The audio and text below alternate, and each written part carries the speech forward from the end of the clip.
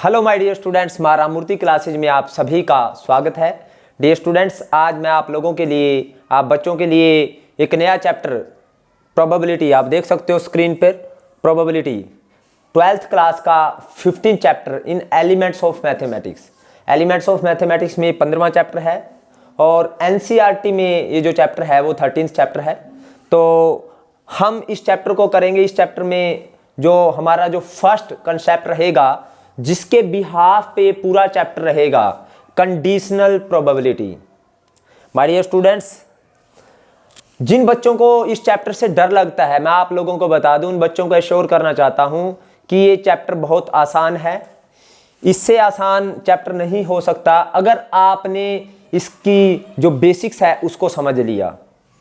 और इस चैप्टर की जितनी भी एक्सरसाइज है उनको करने के लिए आपको कंडीशनल प्रोबेबिलिटी का समझना बड़ा जरूरी है। जिस बच्चे को ये एक्सरसाइज आ गई, जो फर्स्ट एक्सरसाइज है कंडीशनल प्रोबेबिलिटी, तो उसको कोई भी एक्सरसाइज मुश्किल नहीं लगने वाली है।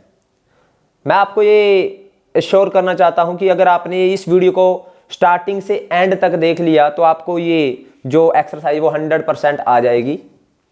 डियर स्टूडेंट्स, जिन बच्चों ने 10th क्लास में इसको सीखा है तो ठीक है, अगर नहीं सीखा, +1 में आपने नहीं किया, तो आज इस चैप्टर को अच्छे से करने के लिए इस वीडियो को जरूर देख लें। तो आपने अगर 10th में नहीं सीखा वो चल जाएगा, +1 में, लेकिन अगर आपने आज भी नहीं सीखा तो मुझे नहीं लगता फिर आपको प्रोबेबिलिटी आएगी। इसलिए आप बच्चों को आज इस चैप्टर को, इसकी जो इंट्रोडक्शन है उसको अच्छे से देखना है। मैं बिल्कुल स्टार्टिंग से बताऊंगा आप लोगों को।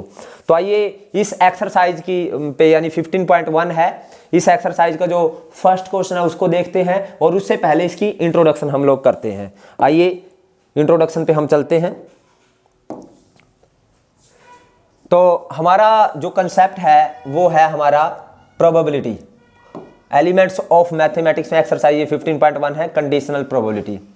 तो इस चैप्टर का जो कंसेप्ट है उसको समझते हैं। Probability, probability. अब देखिए स्टूडेंट्स, प्रोबेबिलिटी क्या है, प्रोबेबिलिटी का मतलब क्या है। प्रोबेबिलिटी मीन्स संभावना। हम एग्जाम देते हैं, एग्जाम हमारा, हम एक अंदाजा लगाते हैं कि हमारा इस तरह का एग्जाम हुआ है तो मेरे 90% भी आ सकते हैं, 91 भी आ सकते हैं, 50 भी आ सकते हैं, 60 भी आ। तो हम एग्जाम के अकॉर्डिंग उसका अंदाजा लगाते हैं, उसका अनुमान लगाते हैं, संभावना जताते हैं कि मेरे इतने % आएंगे। That is what, that is probability. उसी को हम प्रोबेबिलिटी बोलते हैं। आज माय डियर स्टूडेंट्स, आज मौसम खराब है, सपोज आज मौसम खराब है। मैं बच्चों से पूछता हूं कि बच्चों ये बताओ कि आज जैसा मौसम है, सपोज करो थोड़ा खराब है मौसम, तो क्या बारिश आएगी? तो उनमें से कुछ बच्चे कहते हैं सर जैसा आज का मौसम है बारिश आने की संभावना है। ए का मतलब है आना और ए नोट का मतलब है नहीं आना। सपोज करो ए का मतलब आना और ए नोट का मतलब नहीं आना। जैसा आज का मौसम है, हमें लगता है कि 70% ऐसे ऐसे मौसम में बारिश आती है। तो कितने % नहीं आती? 30% नहीं आती, यानी 70% होने की संभावना है, 30% न होने की संभावना है। यानी होने प्लस न होने की अगर मैं टोटल प्रोबेबिलिटी बोलता हूं तो कितनी हो जाएगी? 100%, है ना। यानी होने की 70% है, न होने की 30%, टोटल % 100% हो गई।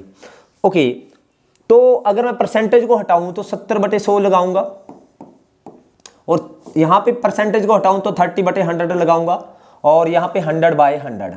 ओके, तो यानी होने की जो संभावना है वो कितना है? 0.7। ये 2 0 हटी तो ये आ गया 0.3 और टोटल जो प्रोबेबिलिटी आई है होने की प्लस न होने की वो आ गई 1।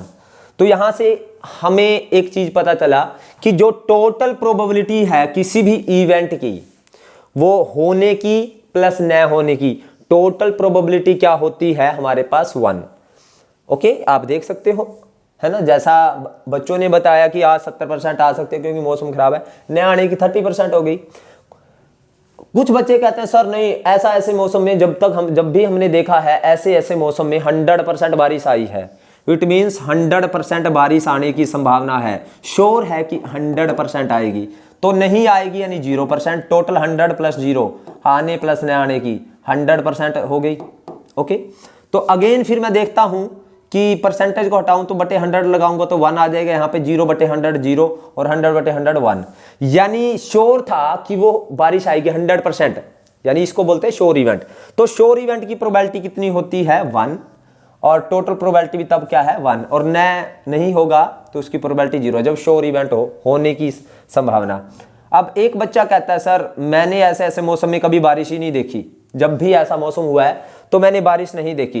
इट मीन्स ऐसे मौसम में मैंने कभी नहीं बारिश देखी, इम्पॉसिबल है कि आज बारिश आएगी, हो ही नहीं सकता, यानी 0% है आने की, और न आने की कितनी है 100% भी नहीं आएगी 100%, यानी ये इम्पॉसिबल इवेंट है कि आज बारिश आएगी, इम्पॉसिबल है कि आज बारिश आएगी।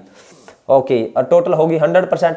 अब इम्पॉसिबल इवेंट की जो प्रोबेबिलिटी है यानी वो 0% है, 0% यानी 0/100 0 और 100/100 1 और टोटल 1, ये भी है ना 100/100, ये भी 100/100 1, यानी जो इम्पॉसिबल, ये देखो ये श्योर इवेंट था, श्योर था कि बारिश आएगी, 100% श्योर है कि बारिश आएगी, तो 100% श्योर है तो ये क्या होगी 1, यानी श्योर इवेंट की प्रोबेबिलिटी क्या है 1, और हो ही नहीं सकता कि बारिश आएगी, इम्पॉसिबल है कि बारिश आएगी, यानी इम्पॉसिबल इवेंट की प्रोबेबिलिटी कितनी है 0, टोटल प्रोबेबिलिटी फिर भी 1। तो यहां से मैंने देखिए 3 चीजें लिखी है। एक बच्चे ने कहा कि 70% बारिश आएगी, दूसरे ने कहा कि 100% आएगी, और तीसरे ने कहा कि इम्पॉसिबल है कि बारिश आएगी। ओके, तो मैंने देखा यहां पे टोटल प्रोबेबिलिटी तो तीनों केसेज में 1 रही, होने की प्लस न होने की, और या जो प्रोबेबिलिटी है अगर 100% श्योर है ज्यादा से ज्यादा प्रोबेबिलिटी 1 है, और अगर इम्पॉसिबल है हो ही नहीं सकता उसकी कम से कम प्रोबेबिलिटी क्या है 0 है ना, और या प्रोबेबिलिटी 0 और 1 के बीच में है, यानी हमारे पास जो प्रोबेबिलिटी होती है या तो वो 0 और 1 के बीच में रहती है, और ज्यादा से ज्यादा प्रोबेबिलिटी 1 होती है और कम से कम 0 होती है, 0 और 1 के बीच में रहती है, यानी probability can not be negative, probability कभी नेगेटिव नहीं हो सकती, और probability can not be more than 1, और 1 से ज्यादा नहीं हो सकती, आपने देखा। अब स्टूडेंट अब बात करते हैं हम प्रोबेबिलिटी में एक जो टर्म आती है इवेंट यानी घटना। अब जैसे मैंने एक डाई को फेंका, डाई में 1 आने की संभावना बताइए, 1 के होने की प्रोबेबिलिटी है, यानी 1 का आना दैट इज इवेंट, उसको क्या बोलेंगे इवेंट। अब प्रोबेबिलिटी में हमारे पास और क्या होता है, हमारे पास और क्या होता है माय डियर स्टूडेंट्स, और होता है favourable outcome upon favourable outcome और टोटल आउटकम। अब हमने जो 10th क्लास तक सीखा है प्रोबेबिलिटी, उसमें प्रोबेबिलिटी का हमने बेसिक फार्मूला सीखा है, प्रोबेबिलिटी का जो बेसिक फार्मूला है नंबर ऑफ फेवरेबल आउटकम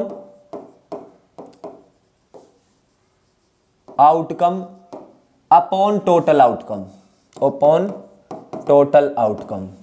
जिन बच्चों को ये चीजें पता है वो स्किप कर सकते हैं और आगे जा सकते हैं। Okay, what are favourable outcome. Suppose मैं एक डाई को फेंकता हूं, और डाई को फेंकने पर मैं पूछता हूं कि इवन नंबर आने की संभावना बताइए, इवन नंबर की प्रोबेबिलिटी निकालिए। अब even number of favourable outcome, यानी जिसकी प्रोबेबिलिटी निकालनी है उसकी फेवर में कितने केसेज हैं, दैट इज फेवरेबल आउटकम। यानी इवन नंबर की फेवर में कौन कौन से केस हैं, 2 4 6, और टोटल केस कितने हैं। जब एक डाई को फेंकेंगे तो टोटल केस कितने रहेंगे हमारे पास, टोटल केस रहेंगे हमारे पास 6, 1 2 3 4 5 6, है ना। टोटल केसेज यानी फेवरेबल केसेज हो गए हमारे पास इतने, और टोटल केसेज हो गए हमारे पास 1 2 3 4 5 6। तो प्रोबेबिलिटी क्या होगी इवन नंबर की, यानी 3/6 number of favourable outcome upon total outcome, that is our probability. यानी फेवरेबल केसेज क्या, फेवरेबल आउटकम क्या होती है, जिस इवेंट की प्रोबेबिलिटी निकाले उसकी फेवर में कितने केसेज हैं, और टोटल आउटकम मैंने आपको बता दिया। ओके, अब एक सैंपल स्पेस वर्ड आता है, सैंपल स्पेस, जो आपने +1 में सीखा था। सैंपल स्पेस होता है कि जो टोटल आउटकम होती है वो कौन कौन सी है, उनको हम दिखाते हैं भी कौन कौन सी है। जैसे एक डाई को हमने फेंका तो टोटल आउटकम कितनी होगी हमारे पास 6, तो सैंपल स्पेस होगा यानी या तो 1 हो सकता है, 2 3 4 5 6। जब इनको दिखाते हैं वो कौन कौन सी होगी, दैट इज सैंपल स्पेस। एक क्वाइन को हम फेंकते हैं एक बार तो कितनी आउटकम होगी, टोटल 2, तो क्वाइन को जब फेंकेंगे दो आउटकम होगी, तो दो कौन कौन सी होगी सैंपल स्पेस, वो होगा हेड या टेल। जब इनको दिखाएंगे कौन कौन सी है उसको बोलते हैं total sample space. Sample space में हम हमेशा टोटल आउटकम लिखते हैं कि टोटल होंगी कितनी।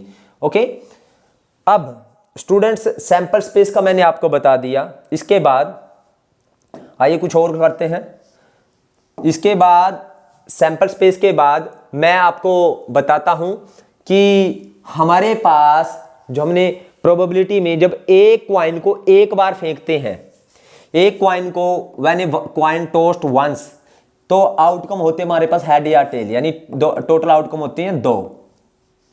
अब जब एक क्वाइन को 2 बार फेंका जाता है तो टोटल आउटकम कितनी होती है? एक बार फेंकने पर 2 है, तो 2 बार फेंकने पर 2 मल्टीप्लाई, यानी मल्टीप्लाई कर देते हैं 2 को 2 टाइम्स, यानी 2 की पावर 2।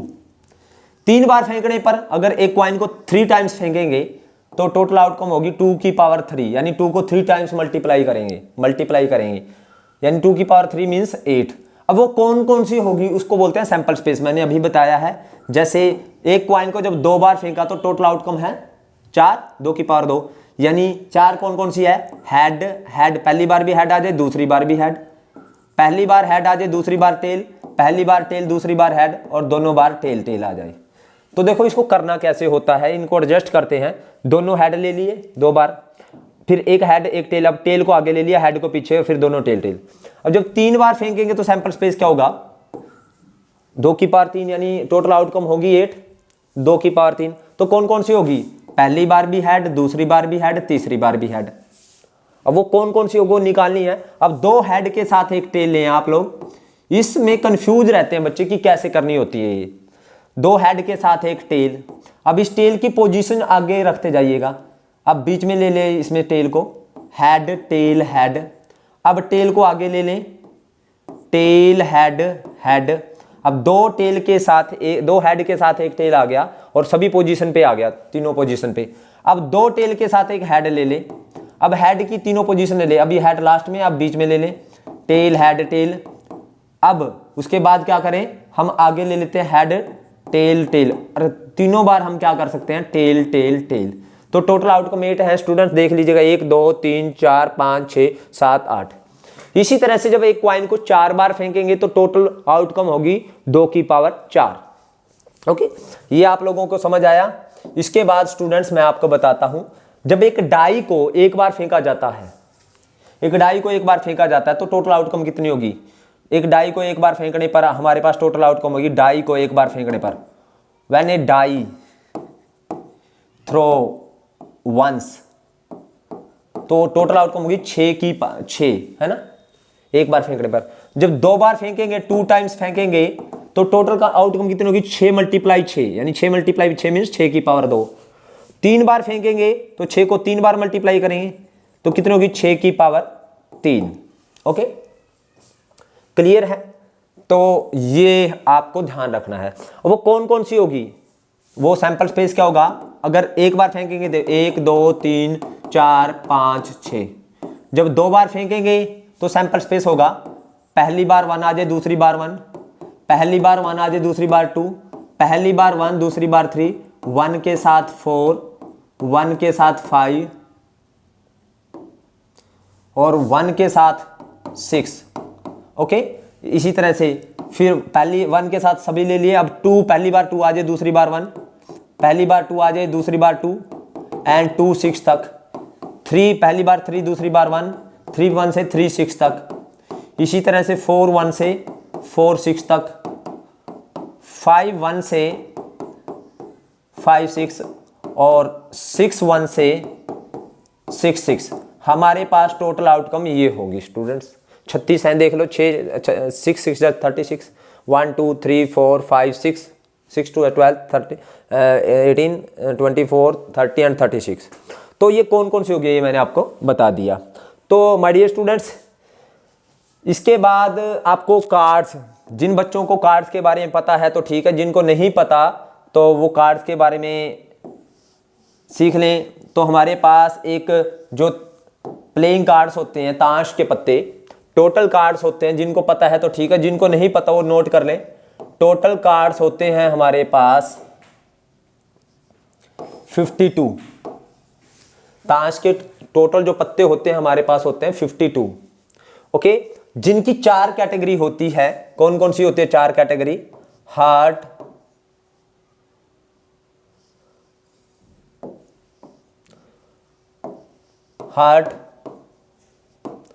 डायमंड, क्लब और स्पेड। ओके, जिनको हम हिंदी में, अगर कुछ बच्चे हिंदी में याद करते हैं, इसको पान बोलते हैं, इसको ईंट बोलते हैं, और इसको स्टूडेंट्स चिड़ी बोलते हैं, और इसको बोलते हैं स्पेड, हुक्म। तो ये 4 कैटेगरी होती है, 52 पत्ते होते हैं। सभी कैटेगरी में हमारे पास 1 से 13 तक नंबर होते हैं, 1 2 3 एंड सो, यहाँ पे 1 2 3 एंड सो ऑन 13 तक, 1 2 हमारे पास 13 तक यहाँ पे भी सभी, और यहाँ पे 1 2 13 तक। ओके, तो सभी के 13 पत्ते होते हैं, 52 पत्ते होते हैं, तो सभी की 13 पत्ते होते हैं।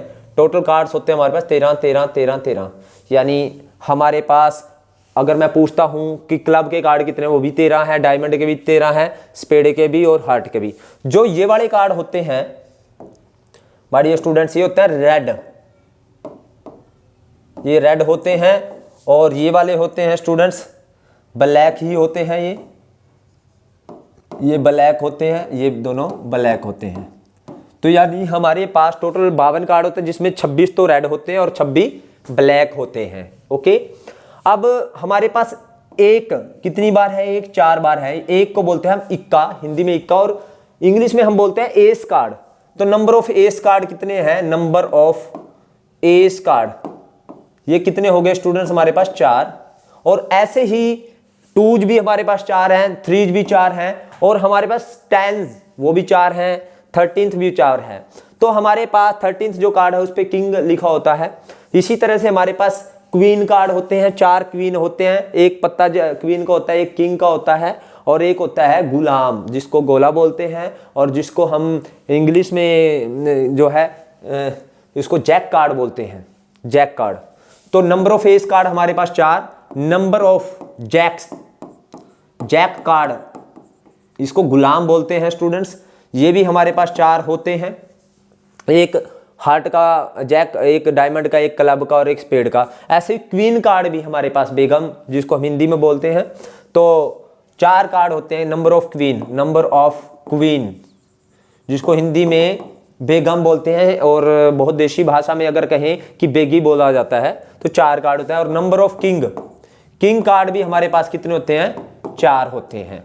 और जो ये किंग कार्ड होता है, क्वीन कार्ड होता है और जैक कार्ड होता है, इन सभी कार्ड पे फेसेस छपे होते हैं, यानी चित्र छपे होते हैं, एक पे किंग का, एक पे क्वीन का और एक पे जैक का। तो इनको बोला जाता है चित्र पत्ते मीन्स फेस कार्ड। तो हमारे पास एक तो किंग के होते हैं 4 फेस कार्ड, 4 क्वीन के और 4 हमारे पास जैक के। तो यानी हमारे पास टोटल 12 फेस कार्ड होते हैं। नंबर ऑफ फेसेस कार्ड कितने हैं? 12। तो नंबर ऑफ फेसेज कार्ड कितने होते हैं स्टूडेंट्स? हमारे पास 12, और जिसमें हाफ रेड, आधे रेड होते हैं और आधे ब्लैक, यानी रेड फेस कार्ड कितने हो गए? रेड फेस कार्ड वो हो गए हमारे पास 6, और ब्लैक फेस कार्ड कितने हो गए स्टूडेंट्स? वो भी हमारे पास 6। तो ये चीजें सारी आपको पता होना जरूरी है। इस एक्सरसाइज को हम स्टार्ट करने से पहले आप सबको ये चीजें मालूम होना जरूरी है। ओके स्टूडेंट्स, तो नेक्स्ट हम करते हैं, ये आपको पता चल गया। इसके बाद जो नेक्स्ट है, जो आपको पता होना जरूरी है, हम प्रोबेबिलिटी ऑफ, ये कुछ फॉर्मूला हम अप्लाई करते हैं इस एक्सरसाइज में, और पूरी प्रोबेबिलिटी में भी यूज हो सकते हैं। एक फर्स्ट फॉर्मूला है हमारे पास, मैंने इवेंट बता दिया आपको। इवेंट क्या होता है? जो भी हमें कोई चीज निकालनी है उसको इवेंट बोला जाता है। जैसे एक डाई को फेंकने पर इवन नंबर की प्रोबेबिलिटी नहीं आता, तो इवन नंबर क्या है? इवेंट, जिसको निकालना है हमें, इवेंट। तो हमारे पास, अगर हमारे पास प्रोबेबिलिटी में 2 इवेंट्स हैं, एक टाइम में 2 इवेंट्स हो रहे हैं, सपोज करो मैंने एक डाई को फेंका, इवन नंबर आना, ओड नंबर आना, हमारे पास 2 इवेंट है, एक इवन नंबर भी आ सकता है, ओड भी आ सकता है। तो हम लोग प्रोबेबिलिटी में जो हमारे पास जो फॉर्मूलाज यूज होंगे, हमारे पास दो इवेंट है ए और बी, तो ए यूनियन बी का जो फॉर्मूला रहेगा हमारे पास प्रोबेबिलिटी ऑफ ए, ये आपने फॉर्मूला सेट चैप्टर में number of element in A union B किया है, number of element A plus number of element B minus number of element A intersection B, वहां पे नंबर ऑफ एलिमेंट में किया है। प्रोबेबिलिटी में हमारे पास सेम रहेगा, probability of A plus probability of, बस प्रोबेबिलिटी पी लग जाएगा, minus probability of A intersection B. एक तो ये फॉर्मूला ध्यान रखना आप इस एक्सरसाइज को करने के लिए। नंबर जो दूसरा फॉर्मूला है वो रखना है आपने, probability of A and B not. A and B not means only A बोलते हैं हम इसको, ए एंड बी नोट, यानी ए के वो इवेंट जो बी में नहीं है। तो हम इसको निकालने के लिए हम probability A minus probability A intersection B करते हैं। तीसरा probability of B intersection A not, इसको क्या करेंगे, probability of B minus probability of A intersection B. A intersection means common probability. Okay, अब प्रोबेबिलिटी ऑफ अगर ए निकालनी है, एक इवेंट ए निकालनी है, और तो हम इसको कहेंगे 1 minus probability of A note. अगर ए नोट निकालनी है तो उसको कहते हैं 1 माइनस प्रोबेबिलिटी ऑफ ए, क्योंकि टोटल प्रोबेबिलिटी हमारे पास 1 होती है। नेक्स्ट है जो हमारे पास वो क्या है, कई बार हमें ये भी निकालना होता है probability A not and B not, A not and B not. And होता है इंटरसेक्शन, एंड इंटरसेक्शन, और कॉमन होता है ए एंड बी, यानी दोनों की कॉमन। ओके यार, एंड का मतलब दूसरी भाषा में आप ये भी कह सकते हैं मल्टीप्लाई करते हैं हम एंड में, और में हम प्लस करते हैं। ए नोट एंड बी नोट में प्रोबेबिलिटी ऑफ ए प्लस ये आएगा हमारे पास ए नोट एंड बी नोट में हम क्या करेंगे, अगर एंड का साइन है, इंटरसेक्शन का साइन है, तो हम लिखेंगे 1 minus probability A union B. और अगर हमारे पास probability A not union B not है, तो सिर्फ आपने ये चीजें ध्यान रखनी है इस चैप्टर को करने के लिए, आपको पूरा चैप्टर आ जाएगा। ठीक है, ये थर्ड, ये फोर्थ, फिफ्थ, सिक्स्थ, ए नोट और बी नोट है तो हमने लिखना 1 माइनस, यहाँ पे यूनियन है तो यहाँ पे आ जाएगा A not probability of A not intersection B not. Okay, तो ये चीजें हैं जो आपने ध्यान रखनी है इस एक्सरसाइज के लिए। ओके, और इस एक्सरसाइज के लिए जो आपको पता होना जरूरी है बस यही है स्टूडेंट्स। और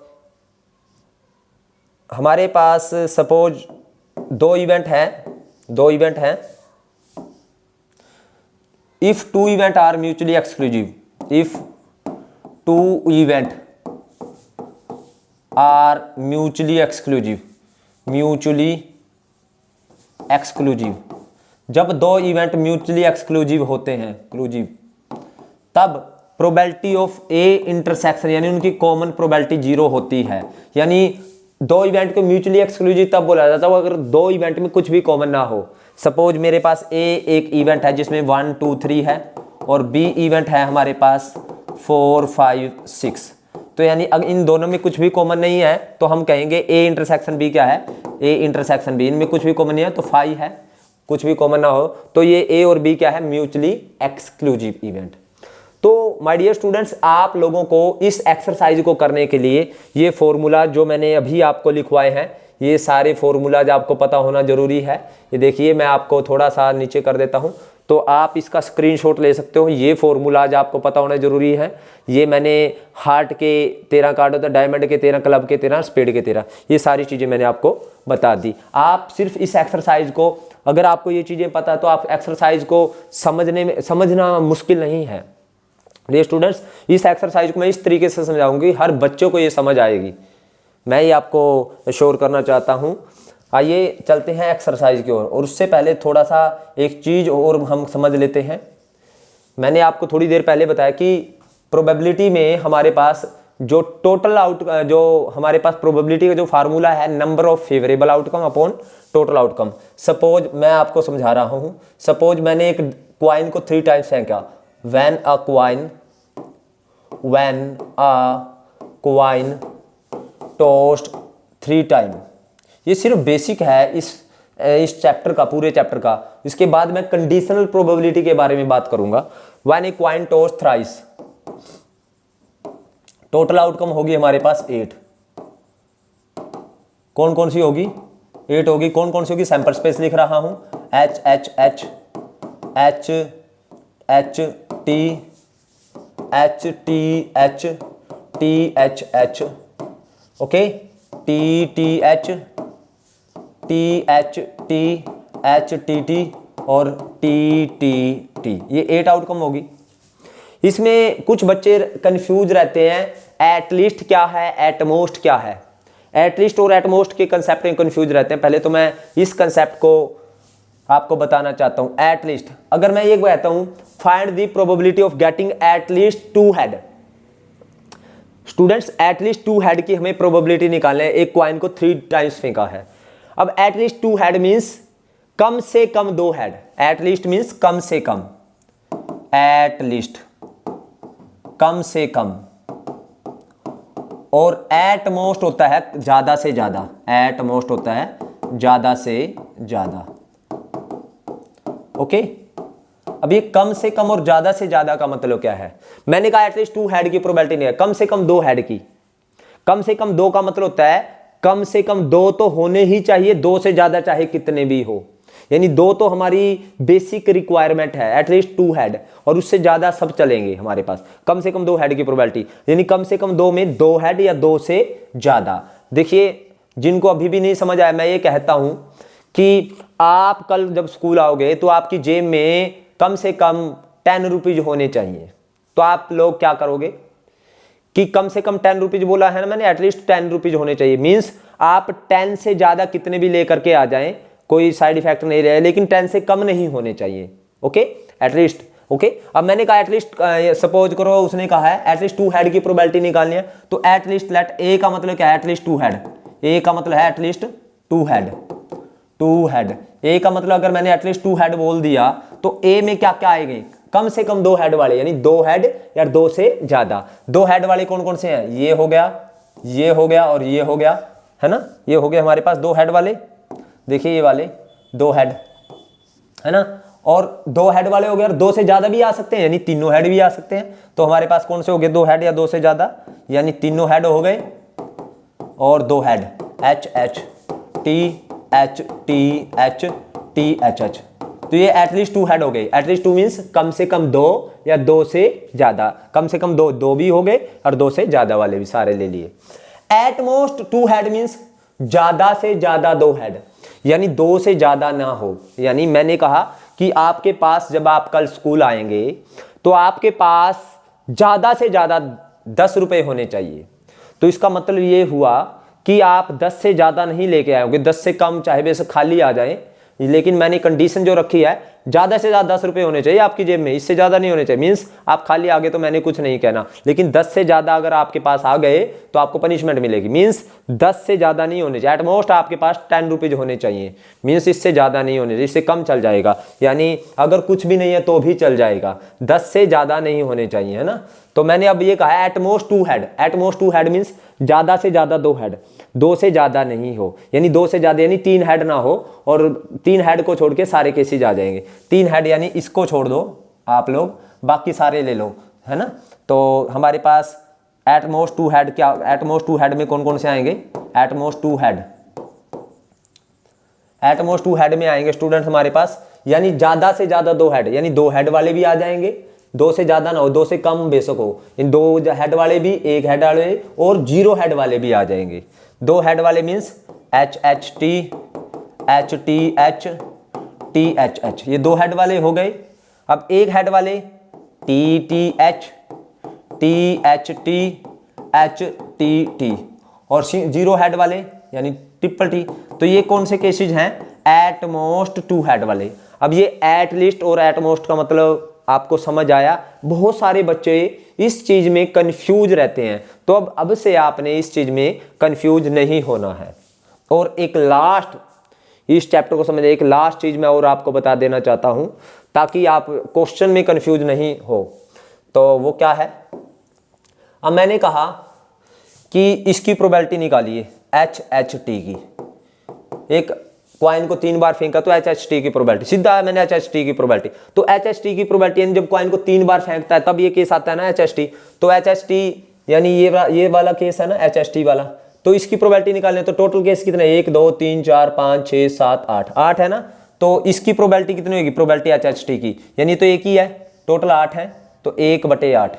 और दूसरा तरीका मैं आपको बताता हूँ स्टूडेंट्स, ये ध्यान से समझना, ये तो आपको समझ आ गया, ये ध्यान से समझ, जब एक कॉइन को एक बार फेंकते हैं या तो हेड आता है या टेल आता है, तो प्रोबेबिलिटी ऑफ हेड कितनी होगी 1/2। हेड की प्रोबेबिलिटी, हेड एक ही है और टोटल 2 है तो 1/2, और टेल की प्रोबेबिलिटी भी कितनी होगी 1/2 है ना, 1/2 हो गई। तो यहाँ पे हेड की प्रोबेबिलिटी, सिंगल हेड की प्रोबेबिलिटी कितनी होती है 1/2, और इसकी प्रोबेबिलिटी 1/2, और ये मल्टीप्लाई में होते हैं स्टूडेंट्स, और इसकी प्रोबेबिलिटी भी 1/2, तो टोटल प्रोबेबिलिटी कितनी होगी 1/8, तो ये 1/8 ही तो है। अब मैं आपको एक और थोड़ी सी चीज मैं समझा करके आपसे पूछना चाहता हूं। अब जैसे मैंने ये कह दिया कि इसकी प्रोबेबिलिटी निकालिए आप, HHT और TH, बस इसकी प्रोबेबिलिटी निकालिए। अब ये तो आपको पता है जब एक कॉइन को 3 बार फेंकते तब आती है, यानी ये एक ही केस लिया है, जब 3 बार फेंकते हैं तो टोटल आउटकम 8 होती है, तो 1/8 होगी प्रोबेबिलिटी। अगर वैसे नहीं करना तो आप इस तरह से कर सकते हो, इसकी प्रोबेबिलिटी कितनी है 1/2 1/2 1/2 1/8, और इसकी और का मतलब होता है प्लस, और T की प्रोबेबिलिटी 1/2, H की प्रोबेबिलिटी 1/2, तो यानी 1/8 इसकी हो गई प्लस 1/4 इसकी होगी, तो टोटल प्रोबेबिलिटी होगी हमारे पास 8 LCM 4 2 8 2 8 1 8 8 1 8, हमारे पास 8 1 8 1 प्लस 4 2 8 2, तो 3/8। तो आप ये चीज जरूर ध्यान रखना कि अगर सिंपल से ये पूछ ले उसने HT और THH, कभी इसमें कंफ्यूज हो जाए कि ऐसे कैसे प्रोबेबिलिटी, एक तो 2 बार की है एक 3 बार की है, और सिर्फ उसने H पूछ लिया, तो इसकी 1/2 है, एक हेड की, एक टेल की भी 1/2 होती है, 1/2 और 1/2 1/2, ये 1/8 होगी, और का मतलब प्लस, और ये 1/2 1/2 1/4 होगी। तो अब टोटल प्रोबेबिलिटी निकालते आप इनकी एलसीएम लेकर के कर सकते हो। तो स्टूडेंट्स ये था हमारे पास प्रोबेबिलिटी का बेसिक। जिन भी बच्चों को प्रोबेबिलिटी का बेसिक नहीं आता तो वो इस बेसिक को जरूर देख लें, स्टार्टिंग से वीडियो को करें और अब तक देख लें, तो प्रोबेबिलिटी का ये बेसिक था। अब हमारा जो कंसेप्ट है, अब इस एक्सरसाइज का जो कंसेप्ट है वो है कंडीशनल प्रोबेबिलिटी। आइए कंडीशनल प्रोबेबिलिटी की भी चर्चा करते हैं। तो कंडीशनल प्रोबेबिलिटी क्या होती है? कंडीशनल प्रोबेबिलिटी, कंडीशनल प्रोबेबिलिटी ये क्या है स्टूडेंट? कंडीशनल प्रोबेबिलिटी देखिए नाम से ही क्लियर है, कंडीशन यानी एक probability which is under some condition. एक प्रोबेबिलिटी जिस पे कुछ कंडीशन लग जाए तो उसको हम क्या कहेंगे? Conditional probability. A probability is said to be conditional probability which is under some condition. अब कंडीशन किस तरह से लगती है स्टूडेंट्स, मैं आपको एक एग्जांपल के द्वारा समझा रहा हूं, ठीक है। जैसे मैंने ये कहा है a coin is tossed, a coin is tossed, या एक डाई को फेंका जाए, या एक क्वाइन को फेंक ले या डाई को फेंक ले एज यू विश। तो when a die thrown, total outcome a die is thrown once, एक डाई को एक बार फेंका जाता है। Find the probability of getting even number if prime number has already occurred. Even number की प्रोबेबिलिटी निकालनी है अगर प्राइम नंबर पहले से ही आ चुका है। अब इस पे कंडीशन लगी कि इवन नंबर की तब प्रोबेबिलिटी निकालनी जब प्राइम नंबर निकल चुका है। यानी कंडीशनल प्रोबेबिलिटी में क्या होता है, यानी एक इवेंट की प्रोबेबिलिटी निकालनी है जब दूसरा हो गया होता है। एक इवेंट की probability when other event has already occurred. Probability of one event when second event या other event has already occurred. एक इवेंट की प्रोबेबिलिटी जब दूसरा हो गया हो, दैट इज कंडीशनल प्रोबेबिलिटी। यानी हमारे पास यानी एक ए इवेंट है और एक बी इवेंट है, तो मुझे अगर ए की प्रोबेबिलिटी निकालनी है जब बी आ चुका है, बी हो चुका है, तो हम इसको बोलेंगे प्रोबेबिलिटी ए बाय बी। हम इसको ऐसे ही बोल सकते हैं probability of A with respect to B, ठीक है। लेकिन हम इसको इस तरह से कहेंगे, इस तरह से रीड करेंगे, probability of event A when B has already occurred. इसको कैसे बोला जाएगा? Probability of event A when B has already occurred. Okay, अगर ये इस तरह से लिखा हो probability of B upon A, तो इसको कैसे बोला जाएगा? Probability of B when A has already occurred. Probability of B, यानी बी इवेंट की प्रोबेबिलिटी जब ए आ चुका है। ओके, तो इसका फॉर्मूला क्या रहेगा स्टूडेंट्स? प्रोबेबिलिटी ऑफ ए जब when B has already occurred, probability of A intersection B upon probability of B. Okay, और अगर मुझे प्रोबेबिलिटी बी अपॉन ए निकालनी है तो इसका फॉर्मूला रहेगा probability of A intersection B upon probability A. Okay, तो ये यानी जिस इवेंट की प्रोबेबिलिटी निकालनी हो उसको ऊपर, जिसका पता चल चुका है उसको नीचे, तो प्रोबेबिलिटी ए बाई बी। अगर बी की निकालनी है, ए का पता चल चुका है तो बी अपॉन ए। तो फार्मूला क्या है? दोनों की कॉमन प्रोबेबिलिटी बटे जिसका पता चल चुका उसकी प्रोबेबिलिटी। यहाँ पे बी की निकालनी है, ए का पता चल चुका है तो दोनों की कॉमन प्रोबेबिलिटी बटे ए की प्रोबेबिलिटी। ओके स्टूडेंट्स, अगर मुझे m की प्रोबेबिलिटी निकालनी और n का पता चल चुका है तो कैसे लिखोगे? Probability of m when n has already occurred, इस तरह से लिखा जाएगा। तो अगेन फार्मूला रहेगा probability of m intersection n upon probability of n। Okay, ये फार्मूला रहेगा। अब आइए स्टूडेंट्स, एक एग्जांपल के द्वारा इसको मैं समझाता हूं। अभी मैंने आपको एक एग्जांपल भी दिया था कि a die is throw once, find the probability of even number when prime number has already occurred.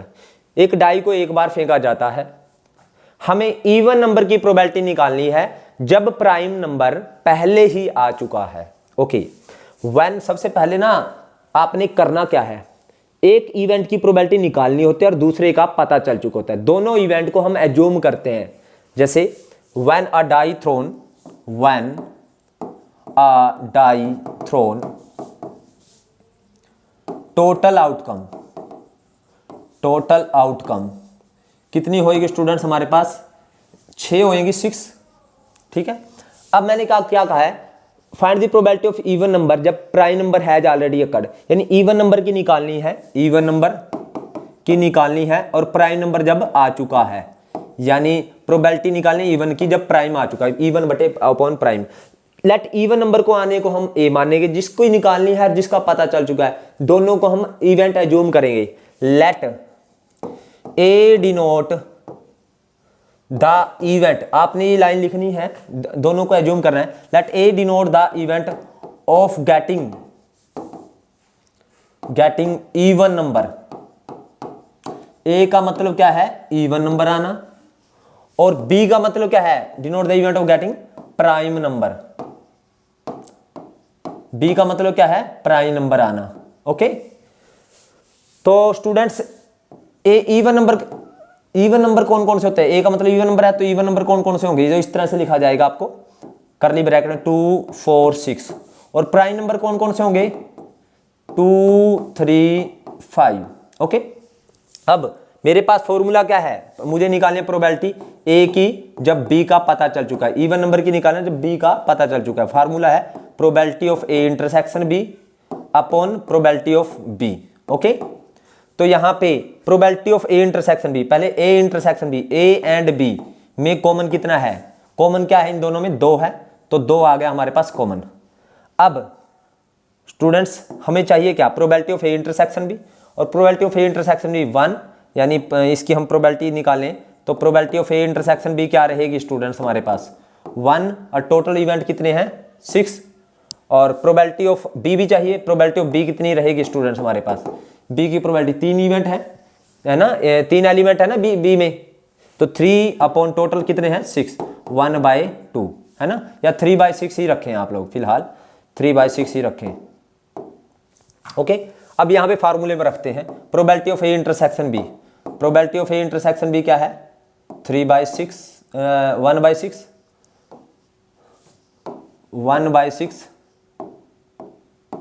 1/6 upon probability of B 3/6। तो 6 से 6 कैंसिल, सो आंसर आया 1/3। तो इस तरह से स्टूडेंट्स हम क्या करते हैं? कंडीशनल प्रोबेबिलिटी को सोल्व करते हैं। कंसेप्ट इज वेरी इजी, सिर्फ आपने क्वेश्चंस के अंदर सिर्फ इतना कैच करना है कि क्या हमें गिवन है, यानी क्या गिवन है और क्या निकालना है।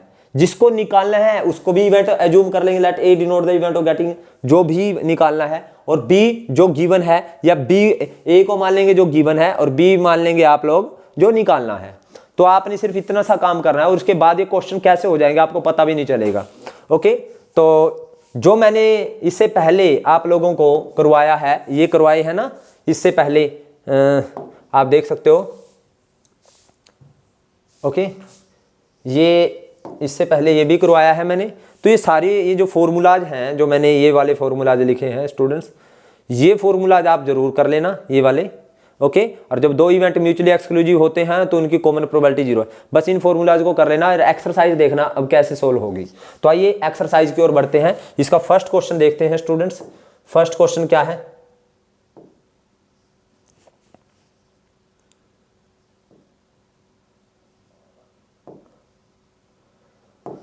आइए फर्स्ट क्वेश्चन देखते हैं।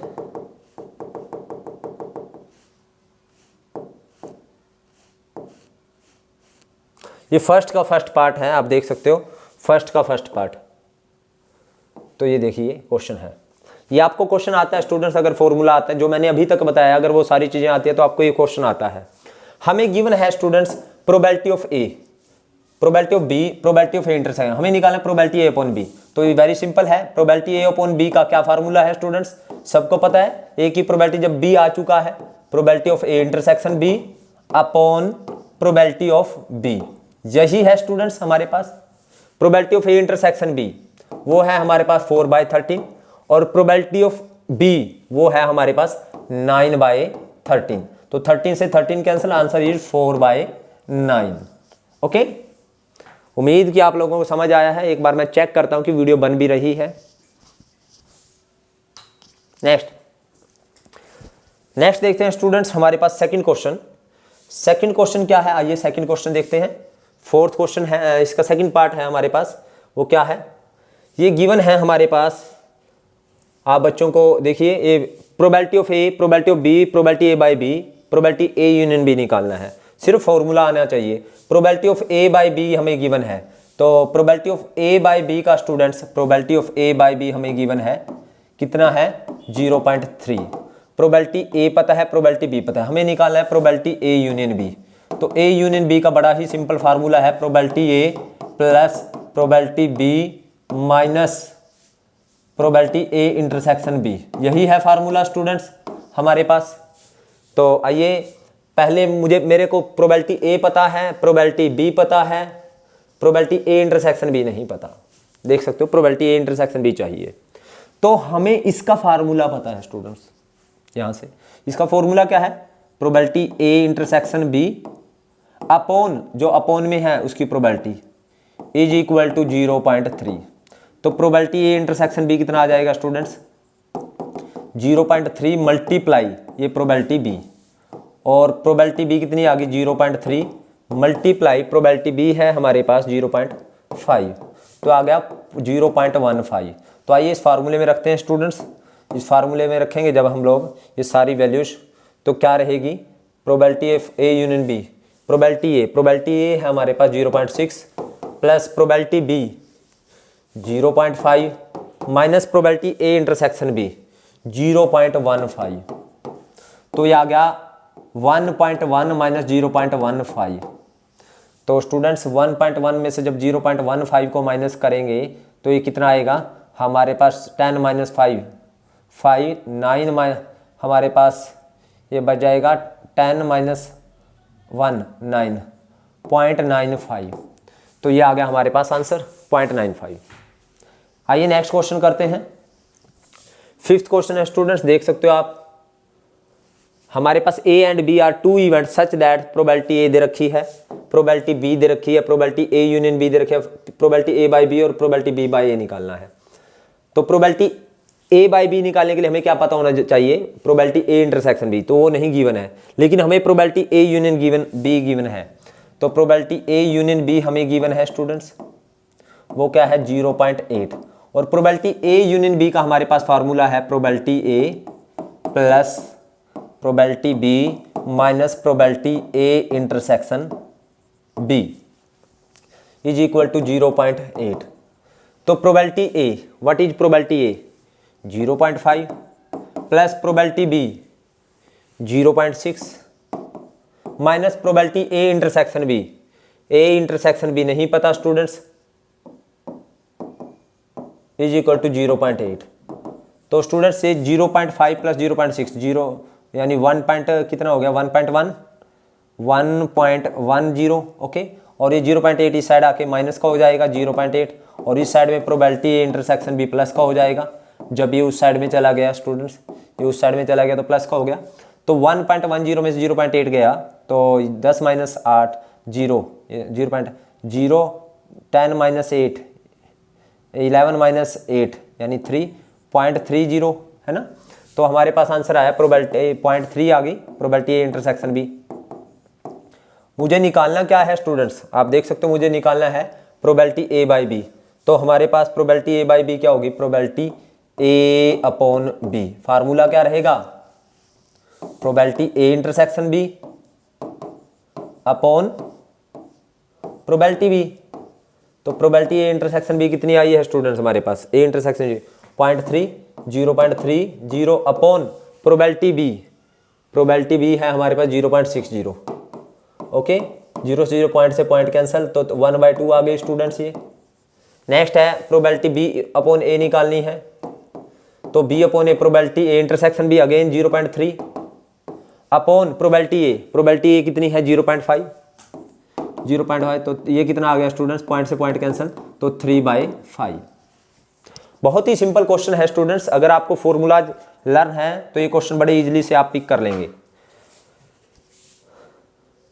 नेक्स्ट क्वेश्चन देखते हैं स्टूडेंट्स, आप देखिए, देख सकते हो आप स्क्रीन पे। प्रोबेबिलिटी नोट ए गिवन है, प्रोबेबिलिटी बी दे गया, प्रोबेबिलिटी बी बाई ए गया, then probability A by B और ए यूनियन बी निकालनी है। प्रोबेबिलिटी नोट ए मीन्स होता है नोट ए, ये होता है नोट ए, ये है 0.7। जब प्रोबेबिलिटी नोट ए पता है तो प्रोबेबिलिटी ए क्या आएगा स्टूडेंट्स, आप सबको पता है प्रोबेबिलिटी आएगा 1 माइनस प्रोबेबिलिटी नोट ए, है ना। नोट ए को इस तरह से लिखा जाता है, तो 1 माइनस 0.7, तो ये आ गया 0.3 ओके।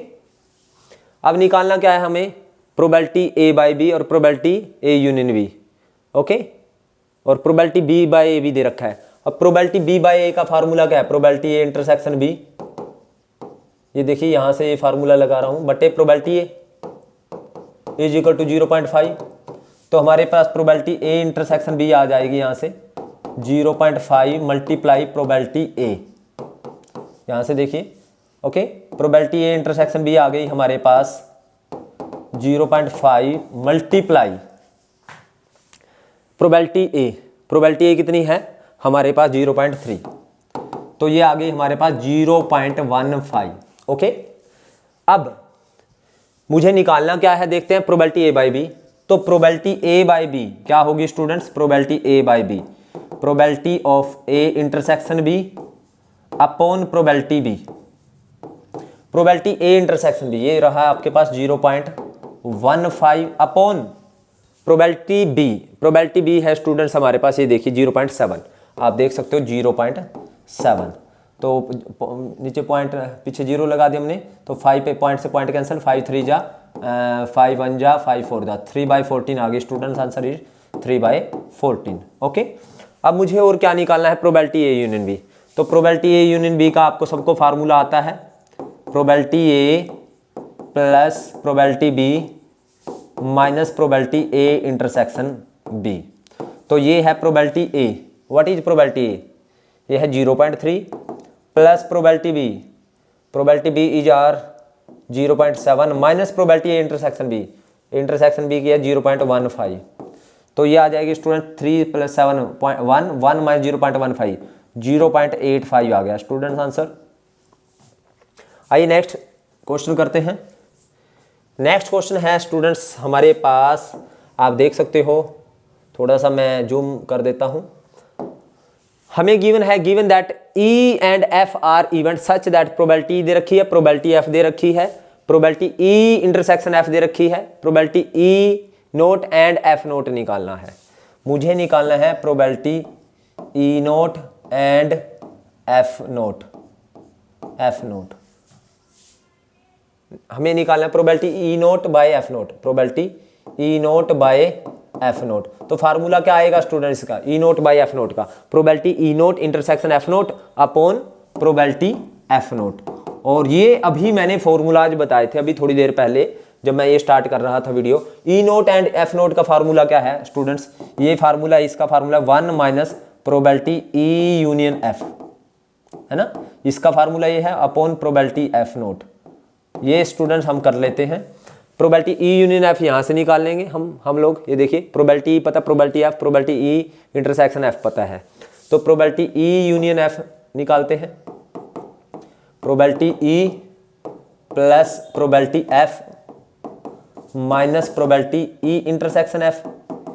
ओके, प्रोबेबिलिटी ई कितनी है स्टूडेंट्स यहाँ पे 0.8, प्रोबेबिलिटी एफ वो है 0.7 और हमारे पास प्रोबेबिलिटी ई इंटरसेक्शन एफ है 0.6। ओके,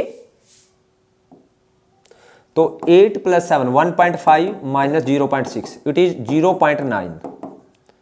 ओके स्टूडेंट्स, तो और प्रोबेबिलिटी एफ नोट भी चाहिए हमें। प्रोबेबिलिटी एफ नोट क्या आएगा students, F not 1 minus probability F और 1 minus probability F. What is probability F, that is our probability F, ये है हमारे पास 0.7, ये आ जाएगा 0.3। तो आइए रखते हैं जो हमने निकालना है 1 minus probability E union F, E union F I है 0.9 अपॉन प्रोबेबिलिटी एफ नोट वो आई है 0.3। तो 1 माइनस 0.9 करें तो 0.1 अपॉन 0.3 दैट इज पॉइंट से पॉइंट कैंसिल, तो आंसर इज 1/3। ये कितना आसान सा क्वेश्चन था। तो हमें पहले ये समझना होगा हमें निकालना क्या, E not F and F not निकालना है और इसका फॉर्मूला रहेगा E not intersection F not, और ये भी मैंने आपको फार्मूला आज ही बताया है। तो जो मैंने फॉर्मूलाज बताए हैं बस उनको ही ध्यान रखना है, आपने एक्स्ट्रा कुछ ना करना। नेक्स्ट है स्टूडेंट हमारे पास, देखिए आप क्वेश्चन देख सकते हो, ये शायद मैं करवा चुका हूं। A die is rolled if the outcome is an even number, what is the probability that it is a prime number. Prime number की निकालने जब आउटकम क्या हो, इवन नंबर हो। ये क्वेश्चन मैंने जब इसकी इंट्रोडक्शन दी है, और इंट्रोडक्शन से पहले मैंने अपनी तरफ से एक एग्जांपल लिया था, find the probability of even number when prime number has already occurred. अब यहाँ पे प्राइम नंबर की निकालें और इवन नंबर का पता चल चुका है, वही सेम केस रहेगा। तो यहाँ पे हम लोग क्या करेंगे स्टूडेंट्स, यहाँ पे करेंगे अगेन मैं दोबारा बता रहा हूँ, दो इवेंट है when a die throw total outcome कितनी होगी स्टूडेंट्स हमारे पास 6। लेट ई या लेट ए लिख लेते हैं, वही सेम लेट। अब मुझे निकालना क्या है स्टूडेंट, आप देख सकते हो मुझे निकालना है प्राइम नंबर और इवन का पता चल चुका। If outcome is an even number, तो अब आप क्या करोगे students, if outcome is an even number let, मैंने कहा था जो निकालना है और जो गिवन है, आउटकम इवन नंबर है ये पता चल चुका है, और प्राइम नंबर की निकालना है, जो निकालना है जो गिवन है, उन दोनों को इवेंट को एज्यूम करेंगे। इवन नंबर पता चल चुका है, let A denote the even number, A denote the event of getting even number. A का मतलब क्या है, इवन नंबर आना, और बी का मतलब क्या है, गेटिंग प्राइम नंबर। तो इवन नंबर कौन कौन से हैं इवन नंबर हमारे पास स्टूडेंट्स, 2, 4, 6, और बी का मतलब है प्राइम नंबर है हमारे पास 2, 3, 5। अगेन हमारे पास ए इंटरसेक्शन बी देखेंगे हम लोग, तो कितना है 2। तो फार्मूला हमें गिवन क्या है, इवन नंबर ए गिवन है, बी का पता बी निकालना है। तो बी जिसको निकालना है उसको ऊपर, जिसका पता चल चुका उसको नीचे। फार्मूला है probability A intersection B upon probability जिसका पता चल चुका ए। Students probability A intersection B कितनी है, एक ही केस है और टोटल केस कितने हैं 6। प्रोबेबिलिटी ए 3 केस हैं और टोटल केस हैं 6, तो 6 से 6 कैंसिल, आंसर इज 1/3। तो नेक्स्ट क्वेश्चन करते हैं, 9th पेज है। नेक्स्ट क्वेश्चन क्या है हमारे स्टूडेंट्स, देखिए आप लोग देखिए, एक सेकेंड स्टूडेंट्स होल्ड कीजिएगा।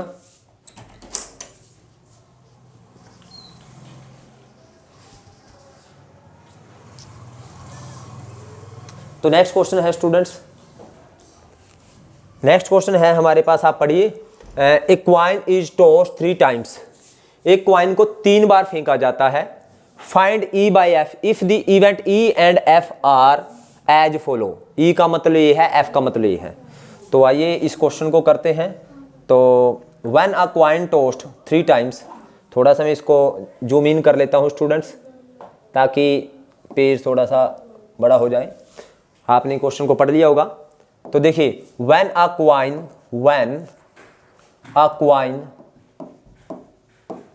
टॉस्ड 3 टाइम, सबसे पहले क्वाइन को 3 टाइम फेंकेंगे। और आप लोगों को पता है, जब मैंने इसकी इंट्रोडक्शन में आप लोगों को बताया है माय डियर स्टूडेंट्स, कि जब एक क्वाइन को 3 बार फेंका जाता है तो टोटल आउटकम कितनी होती है? 8 होती हैं। तो टोटल आउटकम कितनी है हमारे पास? 8। Total outcome is 8। और कौन कौन सी है वो सबको पता है, 8। वो सैंपल स्पेस आप मैंने अभी कई बार लिखा है। अब उसने क्या कहा है? ई का मतलब है, आप देखिए, ई हेड ऑन थर्ड टोस, तीसरी बार में हेड आना है, चाहे पहली 2 बार कुछ भी आए, ठीक है। यानी तीसरी बार में आपने हेड लेना है, चाहे पहली बार हेड आ जाए, दूसरी बार हेड है, लेकिन तीसरी बार में हेड होना चाहिए। देखिए तीसरी बार में हेड है, चाहे पहली बार में हेड आ जाए, दूसरी बार में टेल, लेकिन तीसरी बार में हेड होना चाहिए, है ना। चाहे पहली बार में टेल आ जाए, दूसरी बार में हेड, तीसरी बार में हेड होना चाहिए। चाहे पहली दोनों बार टेल आ जाए और तीसरी बार में हेड होना चाहिए। देखिए मैंने क्या किया है इसमें, क्या किया स्टूडेंट्स, इसमें मैंने तीसरी बार में हेड को फिक्स कर लिया। देखिए तीसरी बार में हेड फिक्स कर लिया सभी में, तीसरी बार में। और पहले दो में हमने क्या, पहले दोनों हेड ले लिए, एक हेड एक टेल, एक टेल एक हेड, और दोनों टेल टेल ले लिए। तो यानी तीसरी बार में हेड है। ओके स्टूडेंट्स, अब हमारे पास एफ क्या है? एफ हमारे पास इवेंट है। आप देख सकते हो यहाँ पे, F head on first 2 toss, पहले 2 टोसेज पे हेड होना चाहिए। पहले 2 टोसेज पे हेड मीन्स पहली बार भी हेड, दूसरी बार भी हेड, चाहे तीसरी बार में कुछ भी आ जाए, चाहे तीसरी बार में टेल आ जाए, हमारे पहले 2 बार हेड होने चाहिए। यानी पहले 2 बार हेड होने चाहिए, चाहे तीसरी बार में भी हेड आ जाए, ठीक है। देखिए मैंने क्या किया, पहले 2 हेड को मैंने फिक्स कर लिया, तीसरी बार में एक बार टेल लिया और तीसरी बार में एक बार हेड ले लिया। तो यानी पहली 2 बार तो हेड है, उसने एक कंडीशन यही रखी थी ना, फर्स्ट 2 यानी हेड ऑन फर्स्ट 2 टोसेज, फर्स्ट 2 टोसेज पे हेड है, चाहे तीसरी बार में टेल है या तीसरी बार में हेड है। तो ये ई था, ये एफ था। अब स्टूडेंट्स आप क्या करोगे? ई इंटरसेक्शन एफ करोगे। और ई इंटरसेक्शन एफ दोनों में कॉमन क्या है स्टूडेंट्स? ट्रिपल हेड, दोनों में है ना ट्रिपल हेड, तो ट्रिपल हेड कॉमन है। तो प्रोबेबिलिटी ई बाई एफ निकालनी है, तो very simple, probability E by F means probability E intersection F, वही है फार्मूला, अपॉन प्रोबेबिलिटी एफ। अब probability E intersection F, E intersection एक ही केस है और टोटल कितने हैं? 8, है ना। और प्रोबेबिलिटी एफ 2 केस हैं और टोटल है हमारे पास 8। 8 से 8 कैंसिल, 1/2 आंसर। नेक्स्ट देखते हैं स्टूडेंट्स इसी का next, at least 2 head. At least 2 head means हमें 2 हेड होने चाहिए, 2 हेड होने चाहिए। एटलीस्ट 2 हेड में 2 हेड होने चाहिए। अब एटलीस्ट 2 हेड, कम से कम 2 हेड, और मैंने कम से कम 2 हेड वाला भी केस बताया है। इन 2 से ज़्यादा कितने भी हो, लेकिन 2 से कम ना हो। यानी अब हमारे पास ई का मतलब क्या, ये फर्स्ट पार्ट था और ये सेकंड पार्ट करने जा रहा हूं मैं स्टूडेंट्स। ई का मतलब है at most 2 head, at least 2 head, at least 2 head. At least 2 head में क्या आएगा स्टूडेंट्स? एटलीस्ट 2 हेड, 2 हेड या 2 से ज़्यादा, 2 हेड एक टेल, एच टी एच, ये तो 2 हेड वाले हो गए, और 2 से ज़्यादा भी आ जाएंगे एटलीस्ट में। और एफ का मतलब है एटमोस्ट 2 हेड, ज़्यादा से ज़्यादा 2 हेड। इन 2 से ज़्यादा ना हो, 2 से कम सब चल जाए, 2 से ज़्यादा, इन 3 हेड नहीं होने चाहिए। इन 2 से कम चल जाएगा, इन 0 हेड चल जाएगा, इन तीनों टेल, एक भी हेड नहीं है, एक हेड वाले भी चल जाएंगे। हेड 2 टेल, एक हेड है 2 टेल है। अब हेड को यहाँ पे रोटेट करिए, टेल हेड, टेल हेड को पिछली पोजीशन पे, टेल टेल हेड, और ये एक हेड वाले हो गए। अब 2 हेड वाले, एच एच एच या टी एच एच, ये 3 हेड वाले हो गए स्टूडेंट्स। तो ये हो गया एटमोस्ट 2 हेड। अब इन दोनों में कॉमन देखेंगे स्टूडेंट, ई इंटरसेक्शन एफ। कॉमन कौन कौन से हैं स्टूडेंट्स हमारे पास? एक तो हमारे पास ये सारे कॉमन है, 3 हेड वाला तो है ही नहीं इसमें, ठीक है, बाकी ये सारे कॉमन है। H H T H T H, ये इसमें दोनों में है कॉमन। ओके, अब प्रोबेबिलिटी ई इंटरसेक्शन एफ निकालना है स्टूडेंट्स। तो again probability intersection F, E by F निकालना है, E by F, probability E intersection F 3 है, ये इंटरसेक्शन एफ टोटल है 8 बटे प्रोबेबिलिटी एफ कितनी है? 7/8। तो आंसर इज 3/7। ओके, नेक्स्ट है एटमोस्ट 2 टेल और एटलीस्ट 1 टेल। ये स्टूडेंट्स थर्ड पार्ट आप खुद करेंगे या मैंने आप लोगों के लिए छोड़ दिया। आइए नेक्स्ट क्वेश्चन देखते हैं। फिफ्थ क्वेश्चन है इसका। फिफ्थ क्वेश्चन देखते हैं। आज इस वीडियो के लिए हम ये लास्ट क्वेश्चन है, इस वीडियो का ये लास्ट क्वेश्चन रहेगा स्टूडेंट्स। इसके बाद इसी वीडियो का सेकंड पार्ट हम बनाएंगे ताकि ये वीडियो ज़्यादा लंबी ना हो, ठीक है। तो सेकंड पार्ट वीडियो बनाएंगे, उसमें आप लोग ये सभी क्वेश्चन को कवर कर देंगे हम लोग। 3 fair coin are tossed, 3 fair coin को फेंका जाता है। Find the probability of that they are all tail, वो सभी टेल हो। If at least one of the coin show a tail, अगर उनमें से कम कोई एक क्वाइन क्या कर रहा है, टेल शो कर रहा है। देखिए सिंपल सी बात है, दे आर ऑल टेल, इसकी प्रोबेबिलिटी निकालनी है। Find the probability that they are all tail, इसकी निकालनी है और ये पता चल चुका है। If at least one of the coin show a tail, जब 3 क्वाइन को इकट्ठा फेंका जाता है, एक क्वाइन को 3 बार फेंक ले या 3 क्वाइन को 1 बार फेंक ले, टोटल नंबर ऑफ केसेज कितने बनेंगे, 8 बनेंगे, है ना। when 3 coin are tossed, total outcome कितनी होगी, टोटल आउटकम वो आएगी स्टूडेंट्स हमारे पास 8। ओके, अब जो पता चल चुका है और जो निकालना क्या, they are all tail, let उसको भी एज्यूम करेंगे। Let A denote the event of getting all tail. A का मतलब क्या है, ऑल टेल आना, और बी क्या एज्यूम करेंगे, जो पता चल चुका है। If at least one of the coin show a tail, ये हम बी एज्यूम कर रहे हैं। Let B denote the event of getting at least one coin show a tail. अब देखिए स्टूडेंट्स, ए का मतलब है सभी टेल आए, यानी पहला भी टेल, दूसरा भी टेल, तीसरा भी टेल। और बी का मतलब at least 1 coin show a tell, at least 1 coin है ना, 1 कम से कम 1 क्वाइन पर टेल हो, यानी 1 से ज्यादा क्वाइन पर भी चल जाएगा, यानी कम से कम 1 पर तो होना ही चाहिए। 1 से ज्यादा पर कितने हो, कम से कम, यानी 1 क्वाइन पे, 2 क्वाइन पे या तीनों पे, यानी कम से कम 1, यानी पहले एक टेल वाला देख लो। Tail head tail head, tail को बीच में ले आया, अब टेल को पीछे ले आओ, हेड टेल। अब एक टेल वाले हो गए, 2 टेल वाले, टेल हेड टेल, और या 2 टेल वाले हो गए या तीनों टेल वाले, टेल। अब इसमें कॉमन क्या है स्टूडेंट, तीनों टेल। ए इंटरसेक्शन बी कितना है, टेल। अब प्रोबेबिलिटी निकालनी है हमें किसकी, दे आर ऑल टेल, यानी ए की निकालनी है जब बी का पता चल चुका है। तो formula probability A intersection B upon probability B. Probability A intersection B कितनी है students, probability A intersection B वो है हमारे पास कॉमन प्रोबेबिलिटी 1 ही है, ये एक ही केस है, तो 1 बटे टोटल 8 है। और प्रोबेबिलिटी बी 1 2 3 7/8, तो आंसर इज 1/7। तो स्टूडेंट्स ये थी हमारी कंडीशनल प्रोबेबिलिटी के फर्स्ट पार्ट वीडियो में। हमारे पास कितने क्वेश्चन थे, हमने कितने क्वेश्चन कवर किए, 5 क्वेश्चन। तो बाकी जो इसको एक्सरसाइज के बाकी के जो बचते क्वेश्चन है वो हम नेक्स्ट वीडियो में करेंगे। और उम्मीद करता हूं कि आप लोगों को ये वीडियो पसंद आई है। अगर आप लोगों को ये वीडियो पसंद आई है तो आप इस वीडियो को लाइक करें, कमेंट करें और ज़्यादा से ज़्यादा शेयर करें।